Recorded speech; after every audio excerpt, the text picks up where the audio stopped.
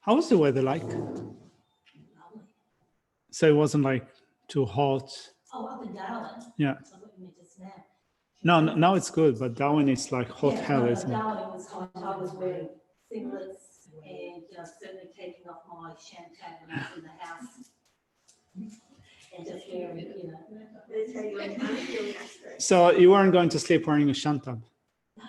Wow. You don't sleep in your shantak, do you? You No. don't sleep in your shantak, would you?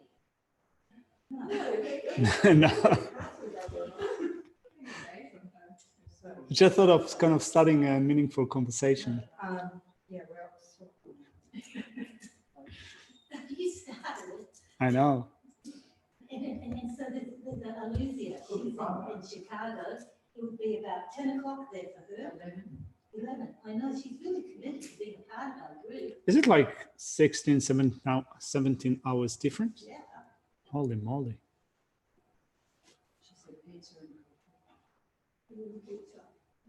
I have coffee.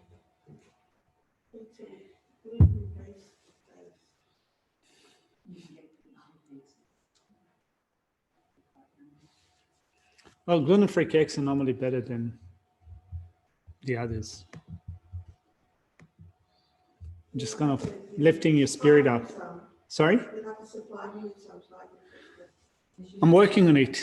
It's in the oven.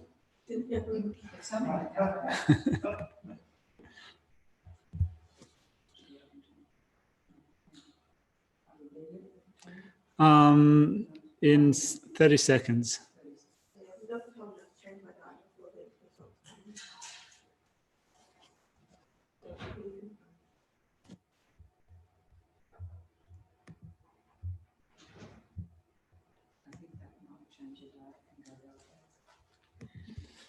So we're doing a Presta Manjusha, right? Yeah. Cool.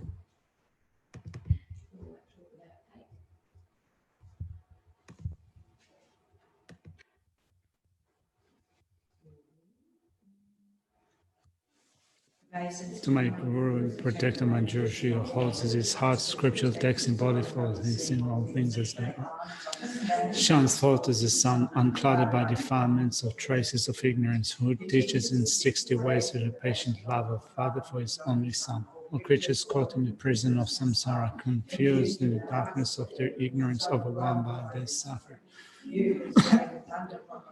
When Dhamma arises from the stupor of our delusions and frees us from the iron chains of our karma, whose powerful sword of wisdom hews down suffering wherever its sprouts appear, clearing away the darkness of all ignorance. Ein Chuchu, mein Jushu, princely body is adorned, the 112 marks of a Buddha, who has completed the 10 stages of achieving the highest perfection of a Bodhisattva, who has been pure from the beginning.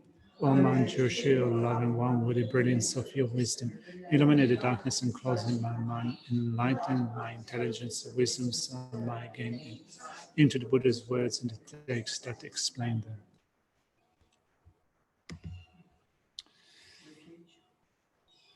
Good thinking, Max.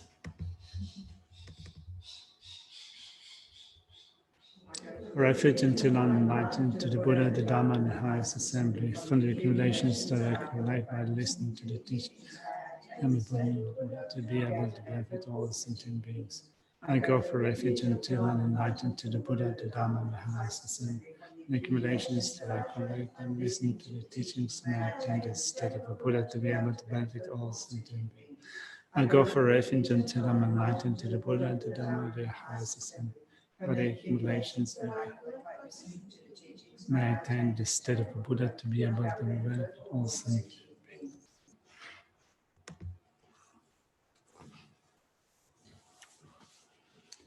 Right, good afternoon. Let's get stuck into it.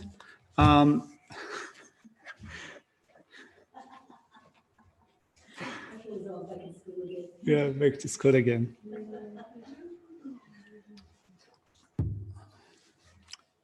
I was just trying to kind of remember some catchphrase that teachers used to say when I went to school in Israel. Anyway, I need to think of translation into English. So let's start with the next secondary offense. I think that that's also quite straightforward, so we can at least do one today and then look into what we've done yesterday and also what we've done today. So remember that we're looking at the 46 secondary offenses, which are divided, first of all, according to groups that of misdeeds or secondary offenses that are incongruous with, incompatible with the practice of the six perfections. So we've covered groups of misdeeds that were incompatible with generosity, with ethical discipline and patience. This is what we've covered up until now. Today we're going to pick up from I think it's the 21st secondary misdeed, which belongs to the group of 3 misdeeds which are incompatible with the practice of joyous effort. It's actually quite nice to go through that in conjunction with ethical discipline that is taught in chapter number 5, because we can see that there is a cross-reference, you might say, between avoiding misdeeds and also what we should be doing in order to guard ethical discipline, as explained in chapter number 5. So let's look at this misdeed. So if you gather a circle of followers in the hopes of obtaining esteem, veneration, material gain, and the like, it is a secondary offense of gathering a following out of desire for esteem and reverence. I think that this is quite straightforward, right? So we have, when the Mahayana conduct is explained, having assumed the mind of enlightenment and the Bodhisattva vow, we say that in training in the deeds of Bodhisattvas, what we need to do is to train in the 6 perfections and the 4 ways of gathering disciples, right? So the 6 perfections are practiced in order to subdue one's own mind, and the 4 ways of gathering are practiced in order to subdue others' mind. Now, the 4 ways of gathering are actually subsumed within the 6 perfections. So it's not that we're practicing things that are totally different. After all, in the 4 ways of gathering, as we are aiming at being of benefit to others, telling others, we want to teach them the Dhamma. One form of generosity is generosity of giving the Dhamma, right? So it's not that those things are unrelated. So within the 4 ways of gathering, we have things like speaking skillfully, being generous with a student, providing them with their immediate needs, things like setting an example, practicing what you preach, and so forth. So if you have that idea that you want to gather a disciple, but your idea is not to, your main purpose is not to benefit them, to tame their own mind, but you think that it'd be nice if I had a circle of followers, they will take care of me, I would have an income, I would have a certain status. That would be the secondary offense. It turns out it's quite straightforward, but I think that in real life, sometimes we have a mixture of both, right? So, of course, we want to be of benefit to others, but also sometimes our own self-interest get involved with that to a certain degree. It's hard sometimes to separate it out completely between, black and white, so to speak. So, I think there've been dangers of that with some people who've set themselves up as teachers. Yeah. And, maybe believed the story. Yeah. Or taken it on board and overinflated themselves, so it can be a risk. Mm-hmm. Yeah, it's actually, it's more, I think that it's more common in our culture or tradition that people want to set themselves up as teachers. It's not that Tibetans don't do it. I met also some, even people that come from a Tibetan background that do it, but I think that it's more common in our culture. in our tradition. It's actually interesting because, you know, I started my Dharma life in Israel, and at some point we formed a group of people that I wasn't part of it, but there was a group of people that were formed up in order training to become Dharma teachers. I thought that it's interesting because we don't have, I think in Tibetan tradition, special training to become Buddhist teachers. The training is basically you study, you reflect, you meditate. And at some point, if people approach you, then and ask you to teach, then you look at what you know and what you do not know. And if you can benefit others, if you can help others, you try to do it as much as you can. And I think that in that Tibetan tradition that has evolved over, you know, more than 1,000 years, there are checks and balances that in some sense prevent people that have those ulterior motives from setting themselves up in Tibetan society and then gathering a lot of followers and becoming kind of rich and so forth. There are checks and balances. It's not that it doesn't happen, but I think there's a lesser danger in Tibetan society. I think that we're lucky within FBMT too, because we do have the teachers' ethical policies and so forth, and there is a process which wouldn't have been a traditional thing to do, but there's a process. Yeah. And we've got it. It can be deregistered. Yeah, the FBMT has, I think, started a good process. I think that they've started it like 10 years ago, or, for registering people, which is, I think, is a good move in terms of making sure that also Dharma in the West, as much as we can, does not develop in a different way. So does this only apply to teachers who have been qualified, or is this applying to everyone who's learning Dharma and they're approached and they're practicing before I think that it applies to anyone. Here we're looking at the 46 secondary offenses that are incompatible with the Bodhisattva vow. So as Bodhisattvas, as when you practice, you can be a layperson, you can be monastic, you can have a certain position as a teacher, or you can just be a practitioner, a monk, or a layperson, a nun or a layperson. So this idea that if you have that motivation to gather a following around you, and lay people can do it as well. It's not only for monastics. But if the intention is that I want people to offer service to me, I might get an income, I might become famous and so forth.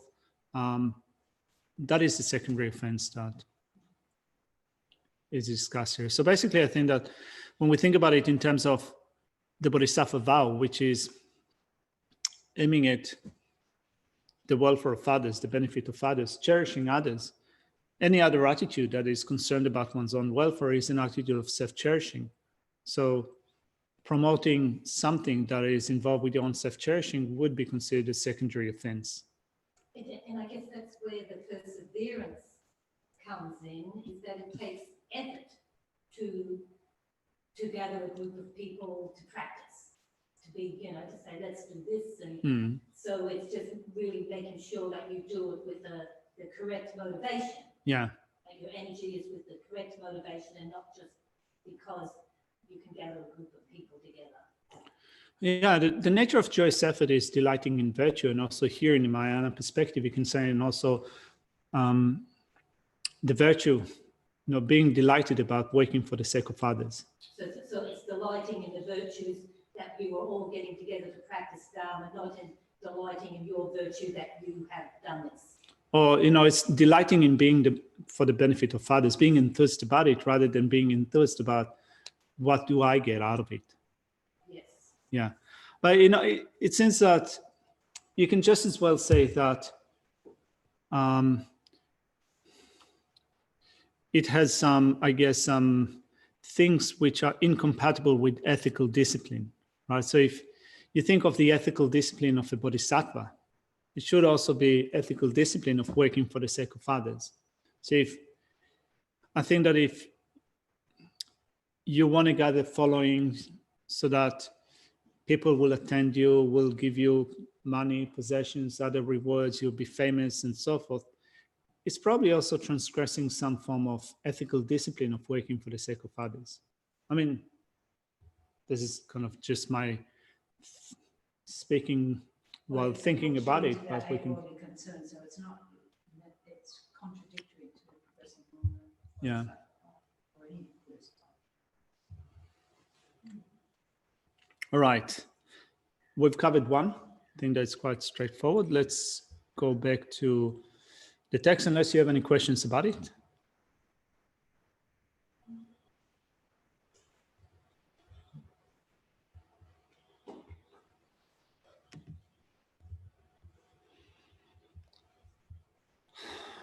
All right.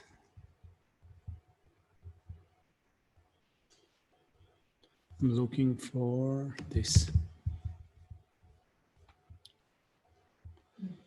So I was at home, I was thinking of the structure of the section, the way to train in the conduct of guarding the mind by means of mindfulness and introspection, which is now teaching how to train in ethics, the 3 types of ethics. First of all, we spoke of the way to train in ethics of refraining from negative actions, from wrongdoing.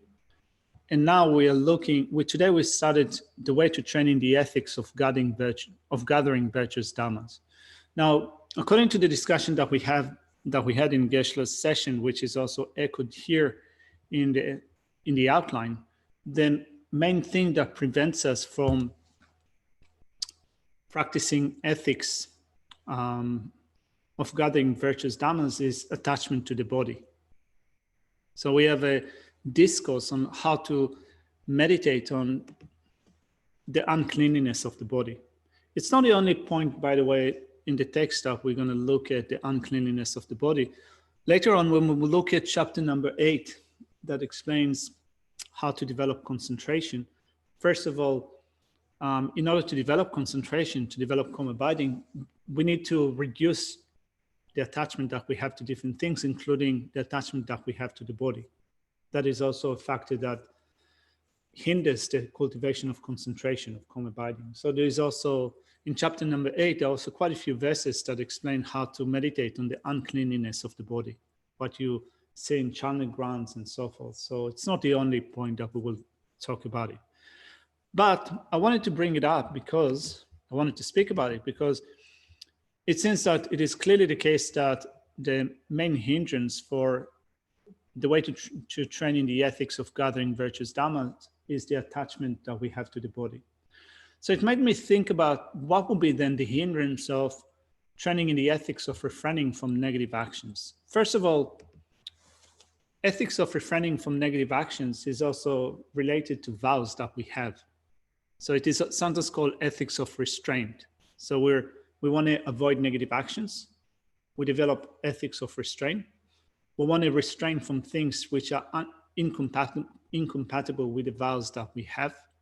So what do you think would be the main factors for not being able to guard that ethical discipline flawlessly? Sorry?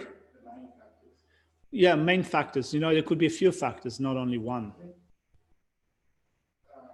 Last week you mentioned that it's important for us to, for Geshe and self-mentioned, it's important to have mindfulness at the gateway to the mind, and introspection or alertness, objective mindfulness is checking, discarding that to mind and punching people. So for those of you at home who might not have heard Jason, he says that in continuing on from what we spoke of in the previous week, we spoke of guarding introspection and also guarding mindfulness. You know, kind of I'm summarizing what you said, but we did speak about it last week, but I'm looking at kind of here, you're looking at it from the positive side. I want to look at what is preventing us from, what is the hindrance for practicing ethics. Sorry? The drunken wild elephant. I think there was a horse as well. And also a horse. And there was a wolf. Okay. Donna says a lack of faith, ignorance, attachment to the body, distraction. So it seems that kind of when I think, it's not that I have like a right and wrong answer to that, but when I think of what would be the main hindrance for guarding against negative actions, so guarding against things which are incongruous with the vows that we have, to begin with, unknowingness. Not knowing what is right, what to practice and what to abandon. Exactly. So not knowing what to practice and what to abandon. So here we have, first of all, we have mindfulness. Mindfulness is non-forgetfulness of a familiar object, which means that you cannot guard your vows, any vow that you have, without knowing what you need to do. First of all, you need to know, to learn what are the details in the vow that you have, what you need to abstain from, and then you need to not forget it. You need to have non-forgetfulness, and then you also need to have introspection, which constantly checks whether you're doing something that is not in agreement with the vows that you have, whether you're committing non-virtuous actions, whether you're committing wrong actions, whether you're actually behaving in a way that you should behave, right? So one factor that prevents us from doing that is not knowing what we need to do. The second factor, which is I think that some of you mentioned, and also I think that the last one that mentioned it was Churkila, that said being distracted. A mind that wanders off. Yeah. Right. So for that also we have mindfulness and introspection. We employ them in order to prevent that wandering off. We have also other things that prevent us from guarding our vows. Like, for example, sometimes we belittle our vows. We look down on our vows, thinking that even if I do that, it's not a big deal. It's just a secondary point that I should avoid. It's not a main point. So in the great scheme of things, it's not such a big deal. Sorry? Lack of faith, what would you sort of put that on? Well, I would say that I would put it as looking down on the vow that we have, but we look down on the vow that we have because of a lack of faith. We have lack of faith in karma. Yeah. But also probably a lack of shame and embarrassment. Well, this is a lack of shame and embarrassment, also things that prevent us from guarding our ethics of vows well. What else? Predominance of the afflictions. This is also listed down as what causes us to violate the vows that we have. Or habituation? Yeah, habituation and powerful afflictions, predominance of certain afflictions. So, like for example, attachment, or anger and so forth. I mean, how many times have we transgressed the vows that we have because of attachment? Attachment to the body, attachment to someone else, attachment to food, attachment to clothing, attachment to money, attachment to fame, and so forth. Many different, many different ways that we've transgressed our vows because of attachment. And also the same thing can be said with respect to anger, resentment, and so forth. Kate is saying not knowing what to practice, how to stay focused, cultivate lack of shame, habituation, including perfectionism.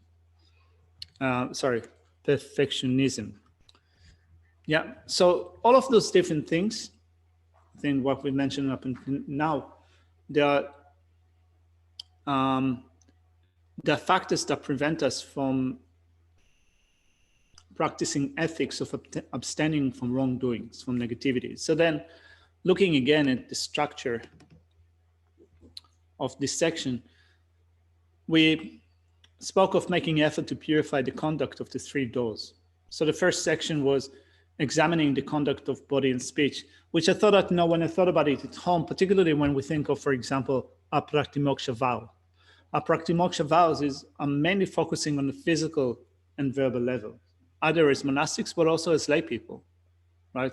The main level that is addressed is the physical and verbal level. So in making effort to purify all conduct of the three doors, Shantideva says, look at what you do.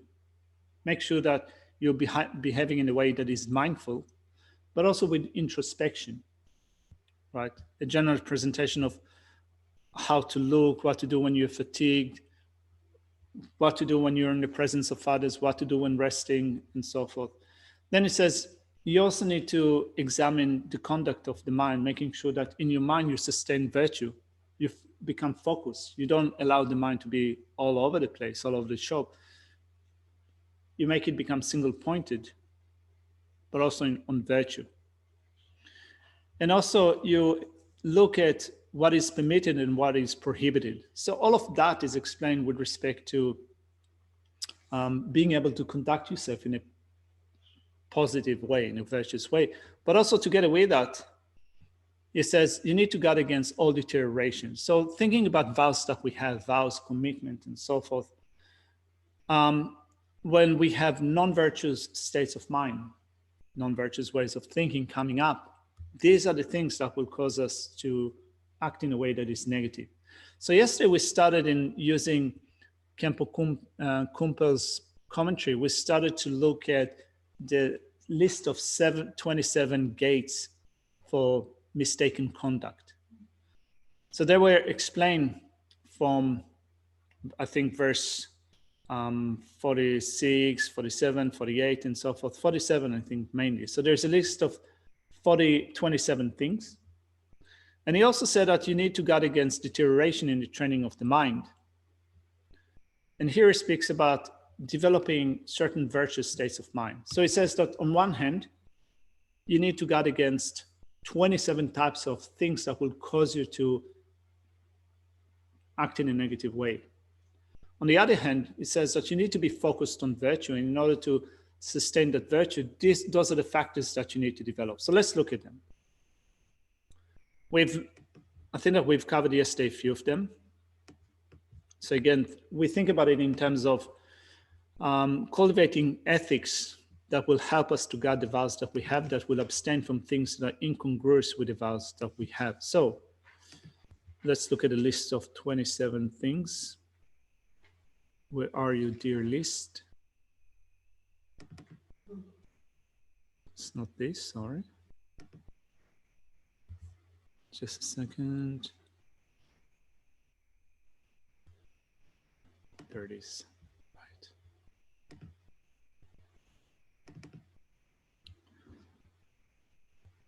Bloody hell.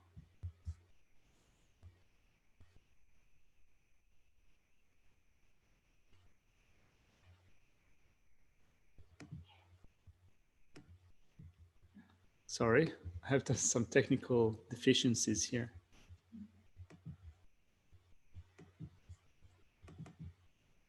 All right, so yesterday I think that we've looked, so we looked at the section of examining the motivation of thought when acting from verse 47 on, which presents the 27 gates that give rise to mistaken conduct. In all these scenarios, Shantideva says, I would remain like a piece of log, a piece of wood, and not act. And remember that Geshe said yesterday that you can think that either you become steadfast in your mind, you guide your mind. The mind does not follow the affliction, does not chase after the affliction. It is, your mind will remain stable. That's one explanation. Or even if you notice the arising of afflictions in your mind stream, or that there is this gateway that is open to the performance of this negative action, you don't act upon it. With your body and speech, you do not act upon it. So this section comes under the heading of guarding against deteriorations of the body, right? So we think of guarding against deteriorations mainly have to do with actions of body and speech. So we've covered quite a few of them. I think that we've stopped, we spoke about 17 and 18, whenever I desire servants, entourage, and so forth. We spoke of when in my mind I desire immediate service. We spoke about yesterday, then that we had a bit of a chuckle about it when we wish for someone to tuck us in, to cover us with a blanket and tuck us in, right? So do you remember that? Then, so let's pick up from number 19. When I feel like neglecting even a small action that would be beneficial to others. Now we want to also connect it, of course, with what Shantideva said in his verses. So let's look at the relevant section. So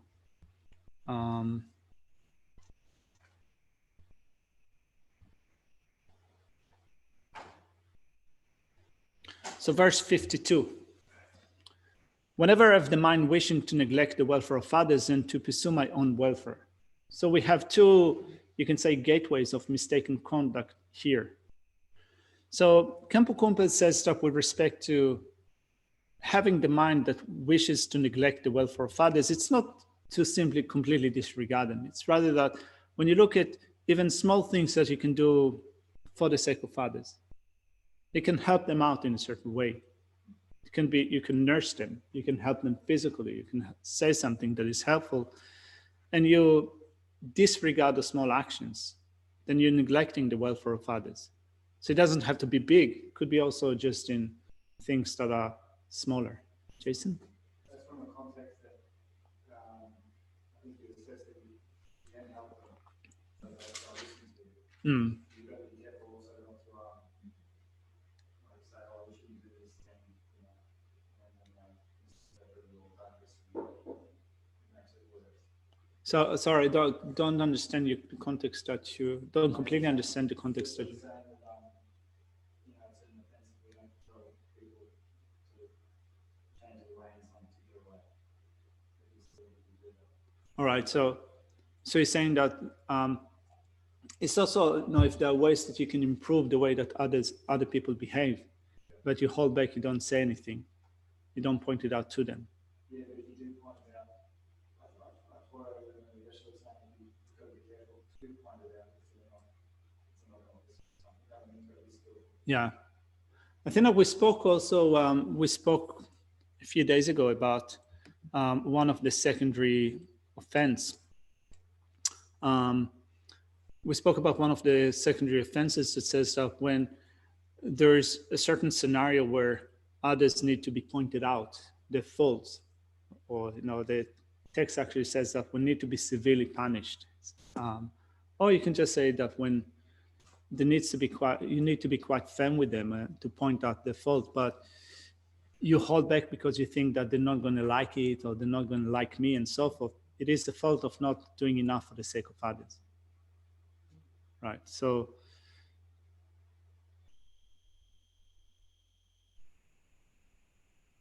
Then how does that work with criticizing others? Because you're not supposed to criticize them. well, I think that With compassion, you're not doing it to put them down and say you need it or whatever. So that's the split you need. So finding a way to do it that is, well, you're coming from compassion. You've got no power in the end how they receive it, but you're coming from a place of compassion and you know that it's not to put them down. I think that, you know, I think that for us or for most people, it's quite tricky because I think that, you know, different people, you know, people have different dispositions. Some people are bossy, you know, they like to tell people off, to criticize them, and some people shy away from that.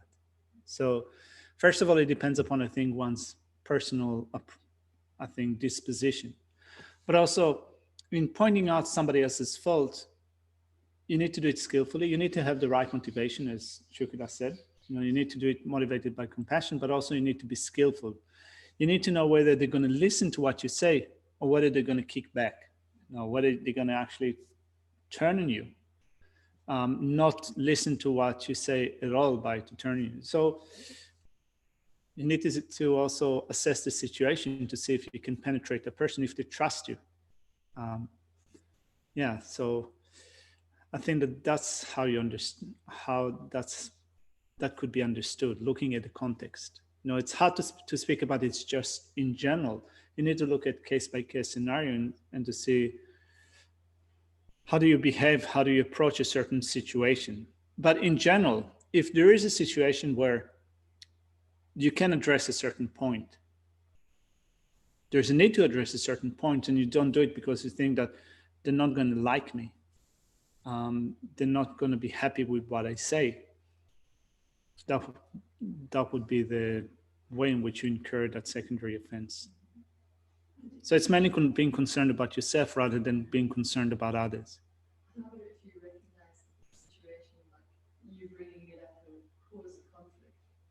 What about, you know, addressing a situation, bringing it up, and you know that it's going to cause a conflict? I think that, sometimes I think that when you point out something that is uncomfortable, not pleasant, it can bring up a conflict, but you shouldn't stay away. You shouldn't necessarily stay away from that because you think that it will bring up a conflict. Like, for example, living in a community, for example, particularly when you live in a community, there are certain points that sometimes we need to address, and you know that not everyone is going to agree with that. Not everyone is going to like it. That's part of living in a community, but it's not that you can ignore certain things just because not everyone is going to like it. In regards to this training, like you're trying to guide your mind from afflictions and breaking your vows. So if you can see my mind is quite weak, then the conflict will actually bring those things up in my mind. Then how do I balance that? You have a Dharma friend, you rehearse it. Yeah. Yeah. But I think that sometimes having someone to talk to, just debrief, kind of share the load. I do get Is it, how- and I think this day and age, you can always write somebody a letter, write to them, or email, It's quite hard though, it depends on the context too, like, I know where I work, it just seems like, people get offended very easily, even if you have the best intentions. There was one example where I had, I'm just so sure that I had good intentions, and I can see when I said something that, didn't go down well. no, it didn't go at all. So you said something and with good intention, and when you said it, it didn't go down well. Yeah. Now, when Geshe Jamming was here, he was pretty outspoken at times, and he didn't shy away from criticizing people, which didn't go down well at all in certain situations. And sometimes it was just a cultural difference. In Tibetan society, when you're particularly in a monastic society, when you're a teacher, part of your role is to point out people's faults. And in Tibetan society, they have a certain way of doing that. So rather than taking you aside and having a conversation with you, because that would be too confrontational, right? If you talk to someone face to face, that would be too confrontational. Then you do it in public. Which we find. Which we find is like public shaming. So then, so that was kind of pretty intense sometimes with Geshe Jamming, and Geshe Tsogchen does the same thing because this is how it is done in Tibetan society. So rather than kind of taking someone aside and say, hey, we have a problem here, they would say that, suppose that a person has said that, they would say in the public, suppose that a person has said that, that's not a good way of doing that. That's a mistaken way of doing that. So for them, it becomes less confrontational because it's not one-on-one. For us, it's like, You're supposed to realize that's you. yeah. I mean, that's the. Yeah, and you're supposed to know that it's supposed. Now, when Geshe Jamming was here, he did it, sometimes, and also he didn't shy away from doing that. And he was also quite indignant in kind of pushing his point forward. And there were sometimes situations or events in the community where people were hurt, didn't like what he had to say, because we're not used to that way of that way of speaking. But he didn't shy away from that because he thought that this is his role. So although he knew that some people didn't like that, didn't like him as a result, he did not shy away from that because he thought that if there's a necessity of pointing out someone's shortcoming or misunderstanding or behaving in a way that is mistaken, he thought that this is my role, this is what I need to do. So I think that in relation to this secondary offense, if you are in a situation where you have a certain power, a certain authority, or there is a situation, there is a chance that someone will listen to what you say, they respect you, and so forth, or even if that doesn't happen, but still kind of there's a way for you to affect a certain situation, but you hold back and think that if I say that, the person is not going to like me. That's a secondary offense. Yeah, and no, sometimes you say things and it gives rise to conflicts. It gives rise to discussion. And it can happen, but if you think that I don't want to do it because they're not going to like me, that is the secondary offense. Yeah, I was just going to say, if it doesn't, well, I was going to say something else, but if it doesn't give rise to conflict, and it's about pointing out someone's behaviour, we know how resistant we are to change, so it's sort of like it comes with the territory that it's going to give rise to some conflict that at a later stage you might actually realise the benefit of, but in the moment, Yeah. I'm not wanting to be criticised, but I was just going to say as a side, when Tupten Trojan was in VI one time, we had a Sunday lunch, and she asked Geshe Sampson, how is it different in how you approach Westerners as opposed to Tibetans? It's Westerners, you have to be very indirect, you've got to go around behind, you can't be direct. But anytime we had a problem and send the problem to Geshe, is how be very indirect. And the problem was solved immediately. So I don't know if he was probably our direct, was his indirect.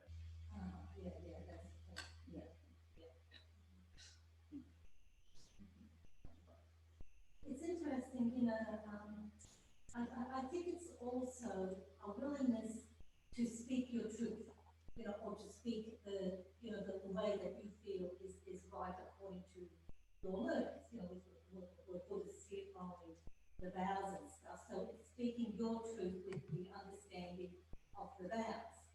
And it's not being concerned about the consequence of doing that. It's just knowing that you've got your own personal integrity. Like, this is what I feel as though I need to do to maintain my vows, my commitment. And we do it as skillfully as we can, which may at times not be skillful. Yeah. But that doesn't mean, if you're doing it with, this is what I need to do. So you're not concerned about the outcome. I've certainly in my professional career, the number of times that I've put ideas out there in an unskillful manner, even though I thought I was being skillful, and people just were boo-hoo and ha-ha and disregard me. But then ultimately, down the track, that's what they would, it was incredible. I just thought so often I was a seed planter. You put the idea down, people didn't like it, they didn't want to know about it, but then down the track, and you just have to, so it is about speaking your truth, I think. Yeah, and also trying to assess the situation and see when it is helpful and when it is not helpful. Yeah. But it's also got to, this is something I've learned about myself. I've got to be careful when I think I'm speaking my truth, but there's some aspect of my ego caught up in it. Yeah, sometimes when I speak with my my relatives back home, or when I spoke with my parents when they were alive, I mean, in certain situations, they just didn't want to, have conversation about what is true, what reality. They were not interested. So it wasn't really appropriate to push my, reality agenda on them. So you have you can speak the truth, but also you need to look at, is it skillful? Are they going to listen to me? What's going to be the reaction? Even they ask, Yeah. What do Buddhists think about? You've got to be like, where are they coming from? Yeah. I was just going to say that a lot of it too, I think, lies in the definition between fault and criticism, whether it's actually it's something personal or whether it is something about benefiting others, and whether it is your position to do that and not to do that, which is pretty much everything. Yeah. I think all those things have to be considered. It's not just, telling somebody something that, criticising someone just because you don't like it isn't the same as fault that is really harming a lot of people. So, there is a big difference between that and the ego comes in and says, but it's just because I don't like it and you're annoying me. There's not going to be any skillful way or any purpose Well, I think that there is like speaking of someone else's fault with a harmful intent, and there is speaking about someone else with someone else's fault with a certain concern for that person, for their, for their sake, for the sake of others, and so forth. So your own state of mind should be evaluated. Well, not you, but everyone's. Yeah. All right. Let's make sure that we cover some more ground. So whenever I have the mind wishing to neglect the welfare of others, so we said that no, it doesn't have to be big things, it can also be small things, and to pursue my own welfare. That's the next one. Whenever I wish to say something, is these times I should remain like a piece of wood. So let's look at this wishing to say something, because it's not that we should be quiet all the time. Paul, can you hear me? You say lost connection. Anyone else can hear me? I can hear you. All right, cool. So let's look at this.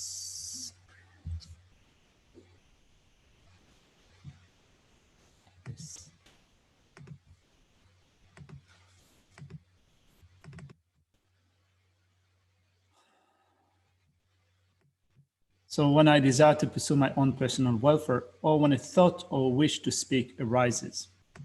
Campo Kumpels, just let's read through that.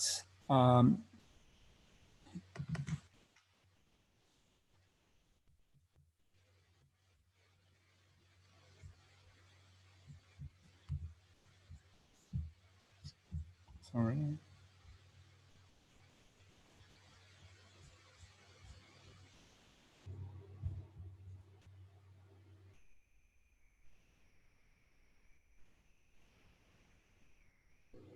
All right, so when it says, since the mouth, number 21, since the mouth which entertains conversations that give rise to afflictions, such as attachment and aversion and ordinary pointless conversations about insignificant matters, is a treasure of non-virtue, a source of defects and downfalls, when thoughts of wishing to speak or talk arises, at such times I will remain like a tree, like a piece of wood. So when Shantideva says in this verse,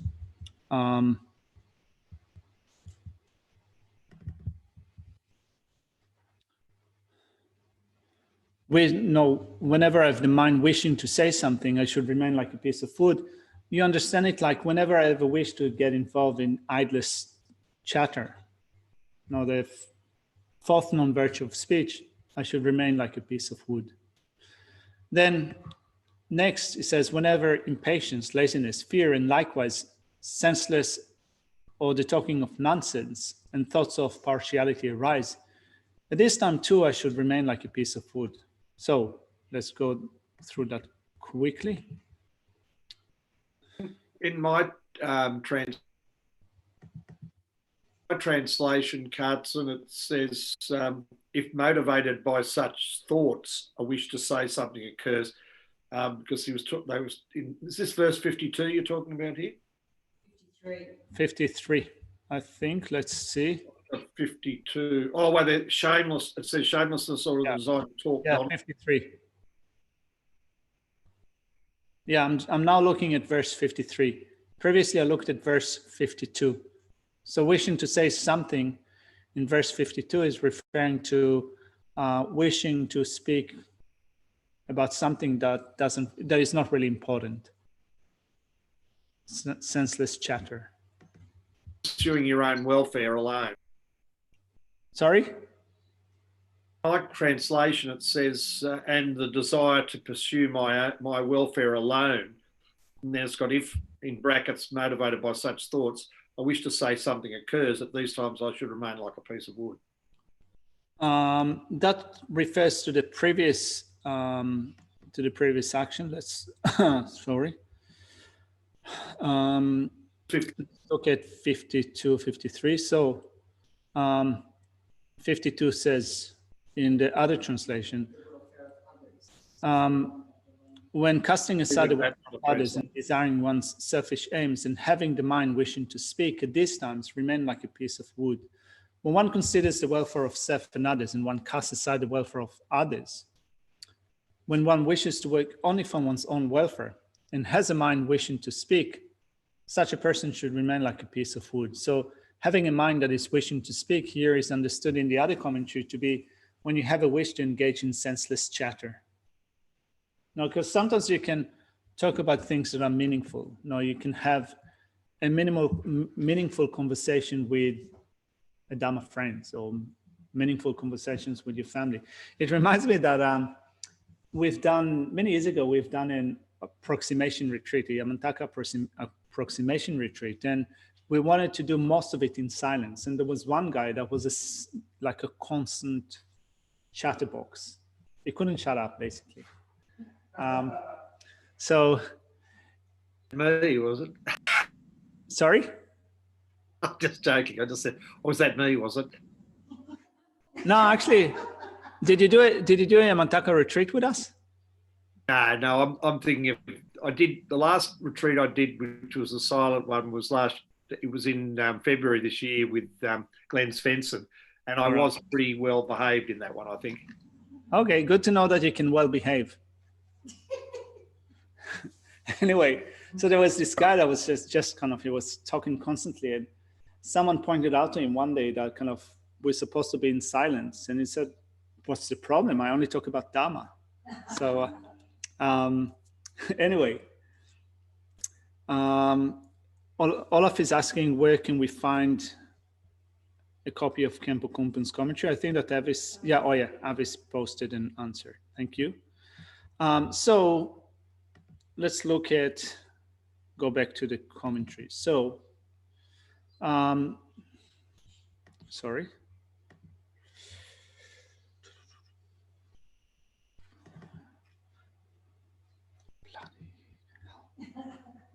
This thing is just driving me crazy. Just a second.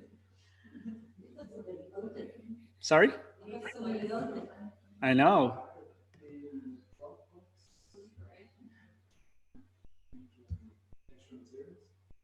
All right.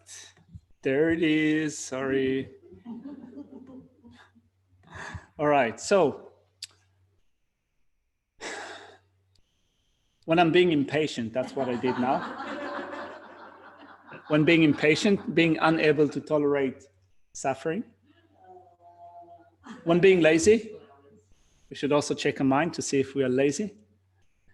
And when being afraid. Now, when Shantideva says when being afraid, when fear arises, Khenpo Kumpa's commentary says when we're being afraid of the Bodhisattva's conduct, when we see how much hard work we need to put into practice and we find it completely daunting, or when we find teachings on emptiness to be scary. This is another gateway for mistaken conduct. So we should also pay attention to that. So it's not fear in general. It is a particular type of fear associated with a spiritual progress. Then next is when being boastful, being arrogantly pretentious. I think that's in the next verse. Let's read through that quickly. No, actually it's in the same ones. Likewise, shamelessness. Shamelessness is being pretentious, right? Arrogantly pretentious, so being shameless in that sense. Then being boastful is talking senselessly. Or whenever thoughts of partiality arise. Thoughts of partiality means that thoughts associated with friends, enemies, and so forth.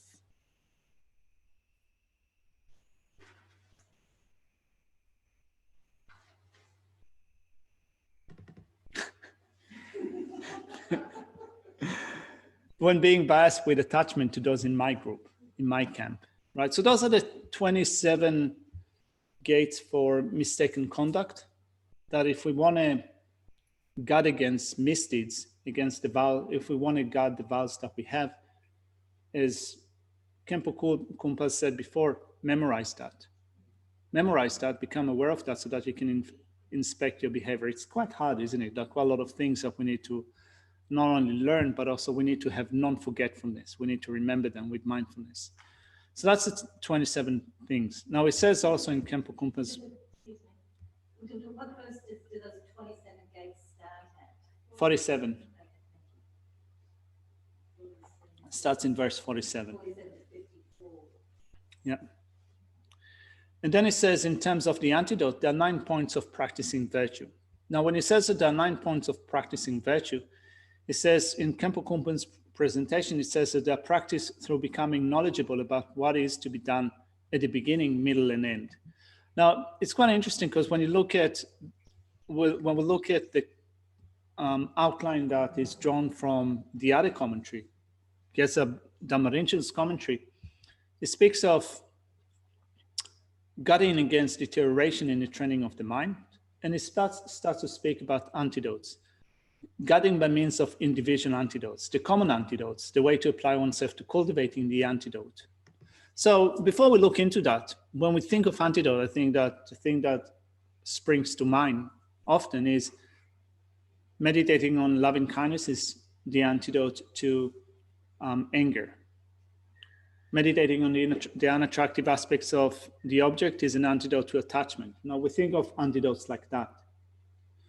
But then Shantideva here presents something that is slightly different. Rather than listing down those antidotes to afflictive states of mind, it speaks about, it seems to me that it speaks about general approach to a Dhamma practice that will antidote things that are incongruous with the vows that we have.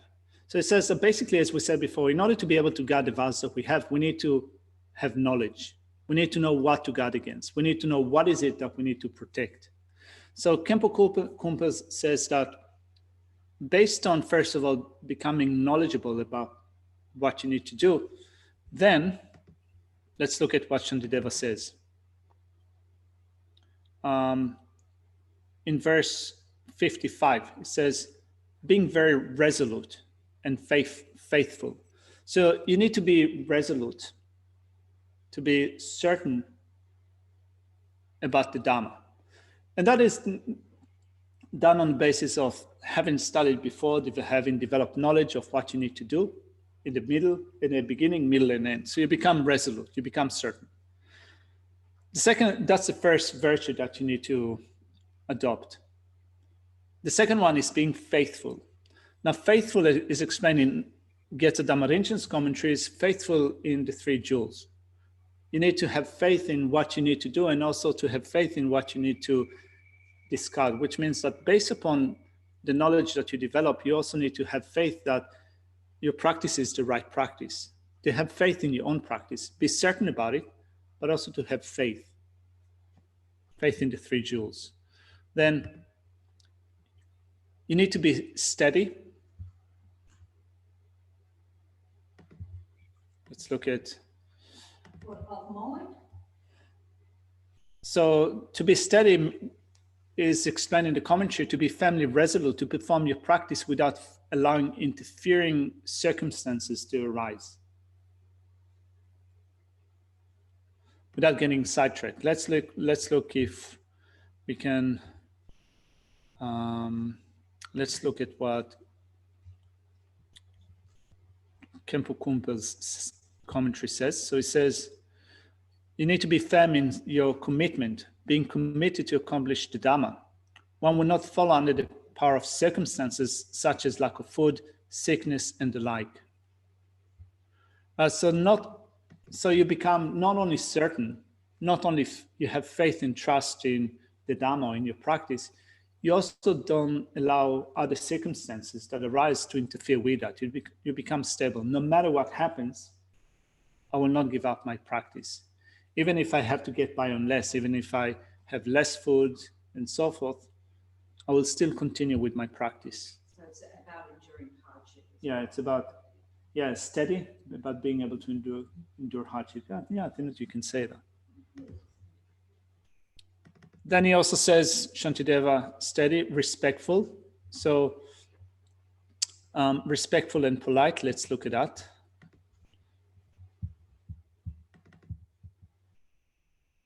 be polite towards objects of refuge, your masters, your abbots, teachers, and so forth.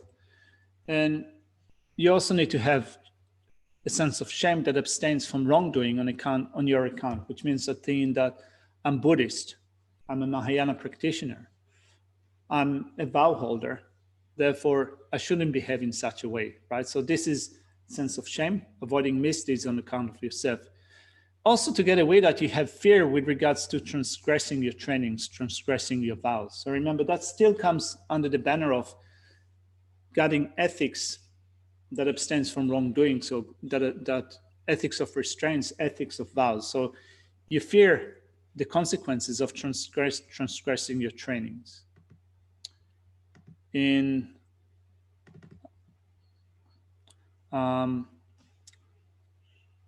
a verse, it says, you need to have a sense of shame and fear. These two are grouped together. This is the fourth virtue that Khenpo Kumpens explain. And you also need to be pacified. You need to have pacification.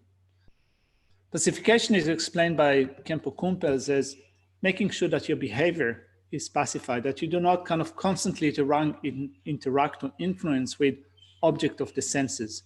So guarding the 5 doors are 5 senses. We normally speak about not kind of constantly chasing about input of the senses, being completely reactive all the time to input from the senses, being pacified, right? Being serene and pacified.